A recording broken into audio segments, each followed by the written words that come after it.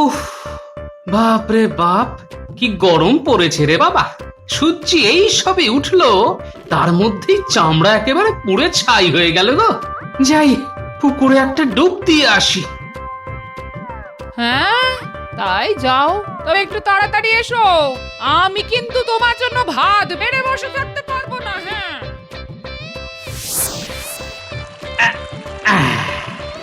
জল দেখেই লোভ হচ্ছে, মনে হচ্ছে জলেই ডুবে থাকি। আচ্ছা লোক তো, গেছে তো গেছেই, ফেরার নাম নেই। এদিকে ভাত জুড়িয়ে গেল যে।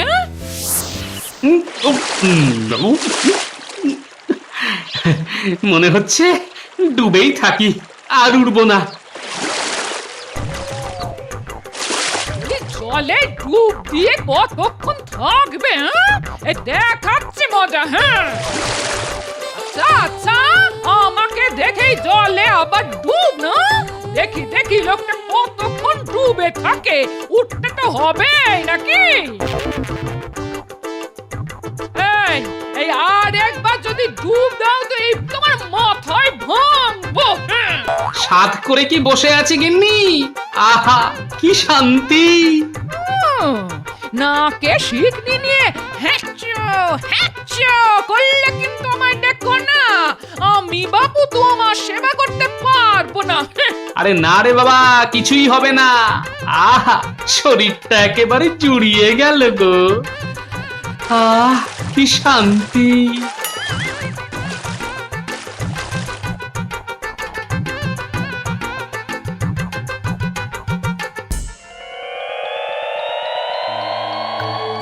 কি ব্যাপার, গোপাল এত দেরি করছে কেন? আজ যে আমার খুব জরুরি মন্ত্রণা ছিল। শুভ কার্যে দিল তো বেটা হাঁচি। মহারাজ, আজ আর কোনো মন্ত্রণা হবে না, হলেও তা শুভ হবে না। মহারাজ, এগুলো সব কুসংস্কার, মানার কোনো মানে নেই। হ্যাঁ,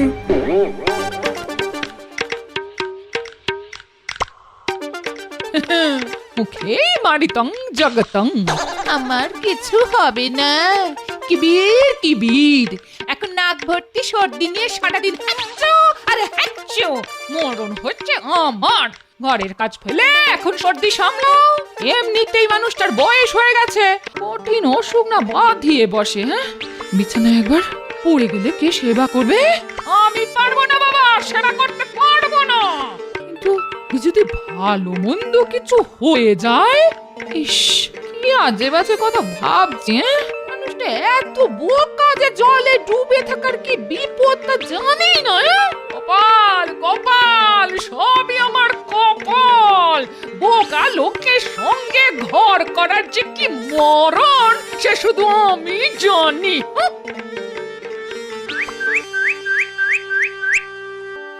এ আমার কি হলো? সাতটা জাহাজ একটার পর একটা ডুবে গেল। এখন তো আমার বেঁচে থাকার কোনো মানে নেই। আমি কর্পদক শূন্য। একমাত্র উপায়, যদি কৃষ্ণনগরের রাজা নির্দিষ্ট সময়ের মধ্যে কিছু স্বর্ণমুদ্রা আমাকে এনে দিতে পারে। কিন্তু পথ যে দুর্গম। চোর ডাকাতের ডেরা পার হয়ে কে আসবে এখানে? জানি না, আমি আর ভাবতে পারছি না। আসলে একটা খুব দুরূহ কাজে বর্ধমানে কিছু মোহর পাঠাতে হবে। তবে রাস্তা বড় দুর্গম, চোর ডাকাতের উৎপাত। কেন মহারাজ, ও হঠাৎ করে বর্ধমানের মহারাজের কাছে মোহর পাঠাতে হবে কেন? তার রাজকোষ কি শূন্য হয়ে গেছে নাকি? আরে না না, বর্ধমানের বণিক সুদত্ত খুব বিপদে পড়েছে। তার সপ্তডিঙা সাগরে ডুবে গেছে। সুদত্ত এখন কপর্দক শূন্য। তার মহাজনরা কালই তার কাছে মোহর দাবি করেছে, নইলে তাকে গ্রেফতার করা হতে পারে। সুদত্তর এই বিপদে কাকে দিয়ে পাঠাবো মোহর? কে সেই বীর যেই বিপদ সংকুল পথে যাবে বর্ধমানে? ভালো কাজে লোক পাঠানো হবে, তাতে হাঁচি দিল গোপাল। ওকে রাজসভা থেকে বার করে দিন মহারাজ। হ্যাঁ, আমি কি তোমার বুদ্ধিতে চলবো? তোমার বুদ্ধি আমার যে কোনো গাধার থেকেও কম। চুপ করো। এখন কাকে পাঠাই তা নিয়ে আমার মাথা একেবারে গরম হয়ে যাচ্ছে। কেন মহারাজ? সেনাপতির মতো সাহসী মানুষ থাকতে আর কার খোঁজ করছেন আপনি? মহারাজ, আপনি ভগবানকে পাঠাচ্ছেন না কেন মহারাজ? ও আপনার কোন কাজে লাগে? আচ্ছা, আপনি কি বলছেন মহারাজ? রাজ্যের মন্ত্রী যাবে মোহর নিয়ে? হ্যাঁ? আচ্ছা। একটা কথা বলি মহারাজ, মানে বলছি ডাকাতের হাতে যদি আমার মৃত্যু হয় তবে যে রাজ্য মন্ত্রী হারা হয়ে যাবে। মানে মন্ত্রী ছাড়া রাজ্য কি চলবে? কে আপনাকে বুদ্ধি দিয়ে সাহায্য করবে মহারাজ? আচ্ছা। দেখলেন দেখলেন মহারাজ, প্রতিটি কথায় কেমন হাঁচি দিচ্ছে গোপাল। এটাই যদি ওর কাজ হয় তবে ওকেই পাঠান না। নাপিতের ছেলেকে রাজসভায় স্থান দিয়ে কি যে উপকার আপনার হয়েছে কে জানে। মহারাজ, কথায় কথা বাড়ে। আপনি যদি আদেশ করেন আমি যেতে রাজি। যদি শহীদ হই তবে গর্ববোধ করব। তবে আমাকে কাবু করার সাধ্য ভগবানেরও নেই। হ্যাঁ, এই আমি বলে রাখলাম মহারাজ। সাধু সাধু গোপাল, আমার রাজসভায় অন্তত একজনের তো দেখা পেলাম যে কোনো কাজেই ভয় পায় না। এতদিনে ভগবান মুখ তুলে চেয়েছেন রে ঘটা, নইলে আমাদের ডাক পড়ে। তা যা বলেছিস বটা, হ্যাঁ, নতুন মন্ত্রী এতদিন আমাদের ডাকেনি, ব্যাস ভাড়ার শূন্য হয়ে গেছে। এবার ভগবানের ইচ্ছে যদি যদি ভালো মৌকা মারতে পারি তবে বেশ কয়েকদিন চলে যাবে। কি বলিস বটা?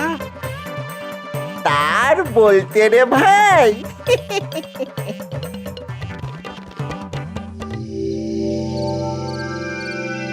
বুঝলে গিন্নি, সবাই আমাকে বোকা বলে মনে করে, কিন্তু রাজা মশাই এমন একটা কাজ দিয়েছেন যেখানে বুদ্ধি আর সাহস দুটোই লাগে। কি কাজ গো?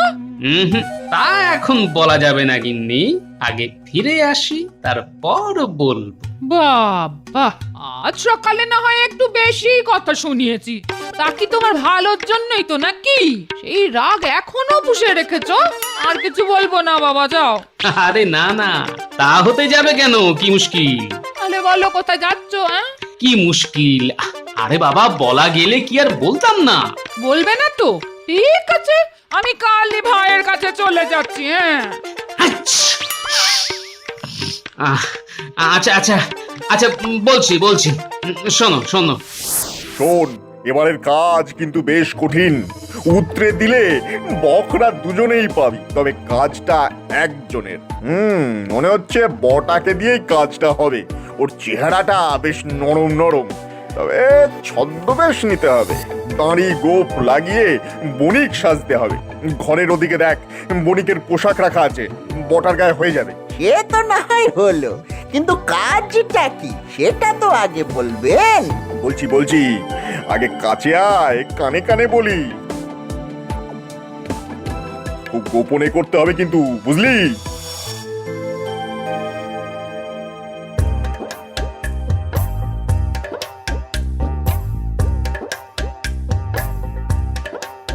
বাহ, চমৎকার রাস্তা তো। কে বলেছে এই রাস্তায় এত চোর ডাকাত আছে? সঙ্গে চিড়ে আর চিনি আছে। রাস্তায় কলা গাছ চোখে পড়ে গেলে কলা পেড়ে নেব। হ্যাঁ, আচ্ছা, আমার এই বিপদে ফেলার এই সুযোগ কি ভগবান নেবে না? নিশ্চয়ই নেবে। ঠিক আছে, একটু সাবধানে থাকতে হবে।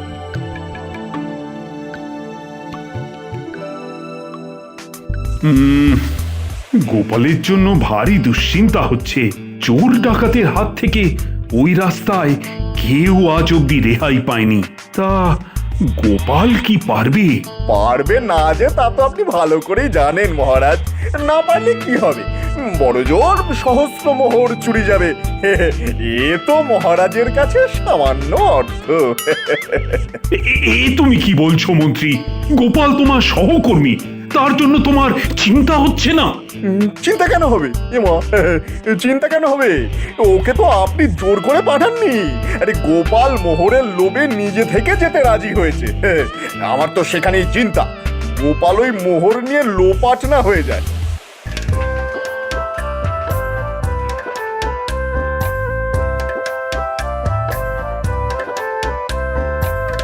আচ্ছা, বেটা ভগবান তাহলে নিজেই ডাকাত লাগিয়েছে। বেশ এবার জমবে খেলা। এই পথে তুমি কোথায় যাচ্ছ? তুমি কি বণিক? হ্যাঁ ভাই, আমিও বণিক। তুমি? আমি প্রখ্যাত বণিক বটকেশ্বর দাঁ। আমার সপ্তডিঙ্গা আছে, সপ্তডিঙ্গা বর্ধমানে ফিরছে। কি নেই তাতে? রেশম, গালিচা, মশলা, মসলিন, আপেল, আঙ্গুর সব পাবে। তবে কি জানো তো, আমার আর ধন দৌলতে মন নেই। এখন তীর্থস্থান দর্শন করে বাকি জীবনটা কাটিয়ে দিতে পারলেই বাঁচি। ও তা তোমার পরিচয়টা তো জানলাম না। আমি ভাই কাঁচকলার ব্যবসা করি। বিভিন্ন প্রদেশে কাঁচকলা বেচে পেট চালাই।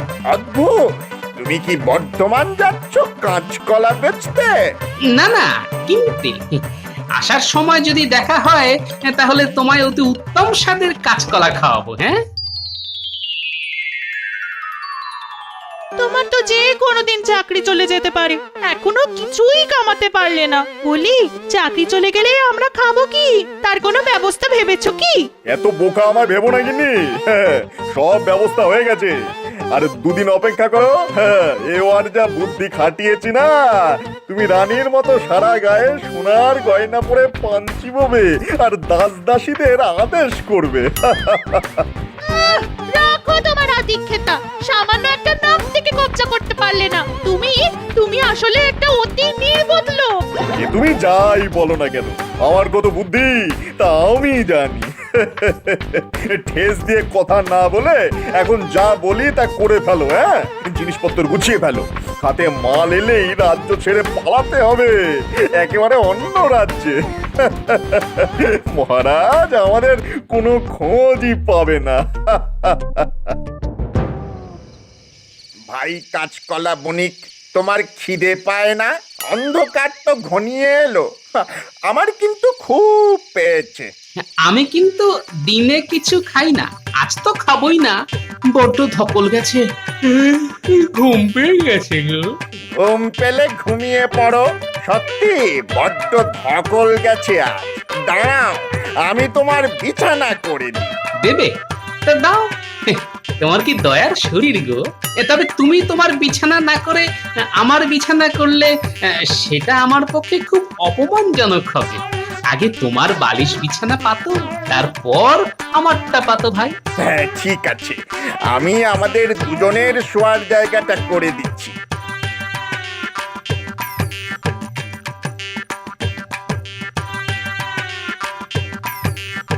শোনো, তুমি ঘুমিয়ে পড়ো, আমি ওই পুকুর থেকে চিড়ে ধুয়ে আনি। পেট একেবারে চুই চুই করছে।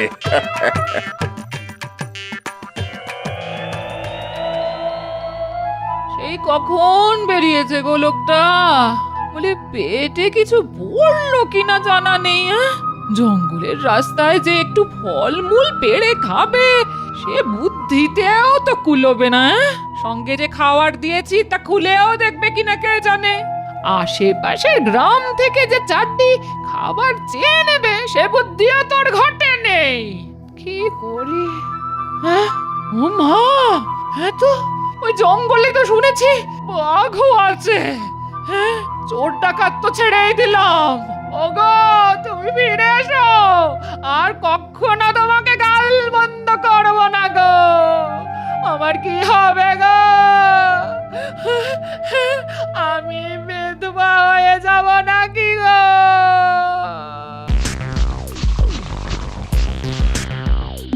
কি আশ্চর্য, নেই কোথাও তো নেই। তাহলে গেল কোথায়? ভোজবাজির মতো উবে গেল নাকি? লোকটাকে জাদুকর, দেখি কোনো গাছের ডালে ঝুলিয়ে রেখেছে কিনা।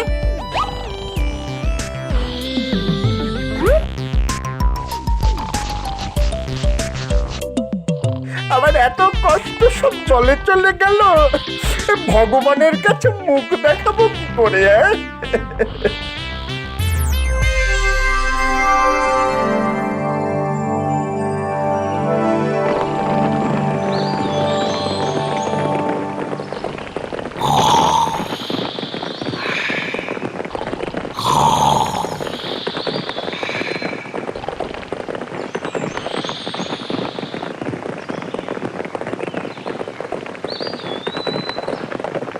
মহাশয়দের দেখে অভিজাত বণিকের দল মনে হচ্ছে। শুনুন, আমি মহারাজ কৃষ্ণচন্দ্রের সভাসদ। বিশেষ কাজে যাচ্ছিলাম বর্ধমানে বণিক সুদত্তের বাসগৃহে। এই দেখুন, আমার কাছে মহারাজের মোহর আছে। এই দুঃসাহসিক কাজে আমরা যদি আপনার কোনো কাজে লাগতে পারি তাহলে নিজেদের ধন্য মনে করব। তাহলে শীঘ্রই এই চোরটাকে আপনারা বেঁধে নিয়ে যান বর্ধমানের রাজার কাছে।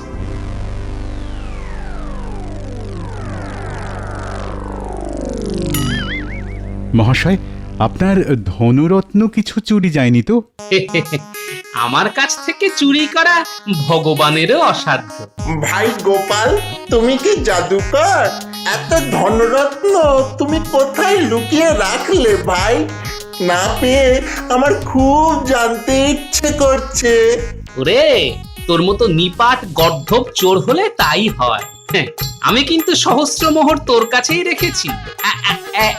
এই দেখ, চোরকে কখনো নিজের ঘরে চুরি করতে দেখেছেন মশাই? হ্যাঁ, বটা আমার বিছানা, বালিশ, ছোলা, এমনকি গাছের ডাল পর্যন্ত তন্ন তন্ন করে খুঁজেছে, কিন্তু ভাবেনি আমি তারই বালিশের তলায় মুদ্রা লুকিয়ে রাখতে পারি।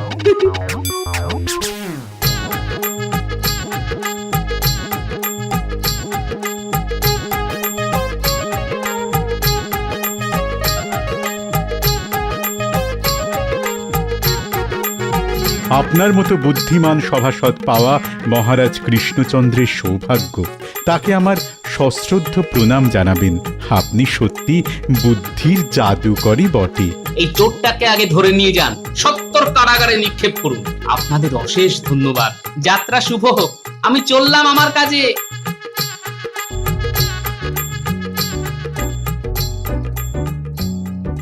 সকাল হয়ে গেল, এখনো কেউ এলো না। এখন উপায়, আর একটু বেলা বাড়লেই তো দল বেঁধে সবাই আসবে। তখন কি হবে? কে বাঁচাবে? না, ঈশ্বর আমার উপরে যে কোনো কারণেই হোক কুপিত হয়েছেন। না হলে আমার এত শক্তিশালী সপ্তডিঙা এভাবে ডুবে গেল, আমাকে নিঃস্ব করে দিল। কাল থেকে আমার স্থান হবে কারাগারে। আমি বণিক সুদত্ত এখন রাস্তার ভিখারি। হায় ভাগ্যের কি করুণ পরিহাস! দেখো, সুদত্ত মস্ত বণিক, কত নৌ অভিযানের নায়ক, এই রাজ্যের সৌভাগ্যের প্রতীক। তাকে কি আরেকটু সময় দেওয়া যায় না? এত তাড়াতাড়ি সে এত স্বর্ণমুদ্রা পাবে কোথা থেকে? না না না, এভাবে সুদত্তকে বাড়তে দেওয়া ঠিক নয়। সে এত কম দামে জিনিসপত্র দেয় কি করে? আমার সুগন্ধি তেলের ব্যবসা তো ওর জন্য তুলে দিতে হলো। না না না, তোমরা ওকে এভাবে সময় দেবার জন্য আমাকে অনুরোধ করো না। তোমরা কি করবে আমি জানি না, তবে আমার দেনা তাকে শোধ করতেই হবে, তার যেভাবেই হোক। একটা কাজ করা যেতেই পারে। এখন ধন সম্পত্তি বলতে ওই বসত বাটি, হ্যাঁ, সেটা সে আমাদের কাছে বন্ধক রাখতেই পারে। যখন ও দেনা মিটিয়ে দেবে তখন ওই সুদে আসলে হিসেব নিকেশ করে যা হোক একটা মীমাংসায় আসা যেতে পারে। তোমার লোক কিছুতেই মিটবে না। এত ধন সম্পদ তুমি রেখে যাবে কার জন্যে? তিনকুলে তো কেউই নেই। টাকা একটা নেশা ভায়া, টাকা একটা নেশা। টাকা ছাড়া আমি আর কিছুই ভাবতে পারি না, বুঝেছো? মাঝে মাঝে বেশি রাতে যখন কেউ থাকে না, তখন ওই মোহরগুলো গুনি।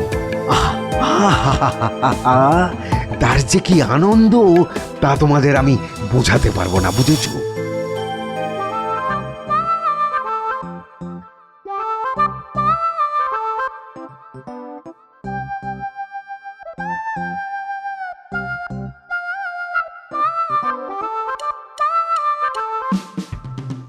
বাহ, এ তো চমৎকার নগর। কত লোক। এখন সুদত্ত বণিকের বাড়ি চিনব কি করে? ওই যে একজন আসছে, ওকেই জিজ্ঞেস করি। মহাশয় নিশ্চয়ই এই নগরের বাসিন্দা? আগে হ্যাঁ, তা আপনি কি এই নগরে প্রথম এলেন? কাউকে খুঁজছেন নাকি? আগে হ্যাঁ, আমি বণিক সুদত্ত মশাইয়ের বসত বাটি খুঁজছিলাম। তা আপনি কি জানেন তিনি কোথায় থাকেন? আরে, তার বাড়ি চেনে না এমন লোক এখানে কেউ নেই। এই যে, সেটাই তার বাড়ি। ধন্যবাদ ভাই। না, আর কোনো আশা নেই। রাজা কৃষ্ণচন্দ্রের কাছ থেকে যার সাহায্য আসার কথা ছিল সে তো এলো না। তাকে হয়তো ডাকাত মেরেই ফেলেছে। প্রভু, ওই কৃষ্ণনগরের রাজার কাছ থেকে একজন আপনার সঙ্গে দেখা করতে এসেছে। এসেছে এসেছে তাকে তাকে ওপরে নিয়ে এসো। ভগবান মুখ তুলে চেয়েছেন। ভগবান নয়, রাজা কৃষ্ণচন্দ্রের দাসানুদাস আমি শ্রী গোপাল ভাঁড়। এই নিন আপনার সহস্র মোহর।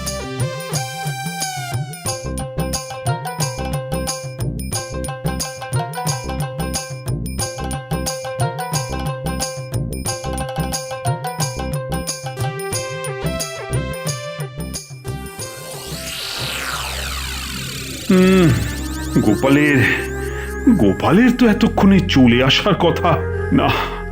বড় দুশ্চিন্তা হচ্ছে হে সেনাপতি। ও ও, হ্যাঁ, গোপাল গোপাল তুমি ফিরে এসেছো। আহা, এতক্ষণে ধরে প্রাণ এলো। তা সব কাজ সুসম্পন্ন হয়েছে তো? আগে মহারাজ, ভগবানের কৃপায় তা হয়েছে বটে। আমি মুখ্য সূক্ষ্ম মানুষ, নাপিতের ছেলে। তবে একটা কথা মানি, বুদ্ধিং যস্য বলং তস্য। জয় জয় গোপালের জয়। তোমাকে আটকানো ভগবানেরও অসাধ্য।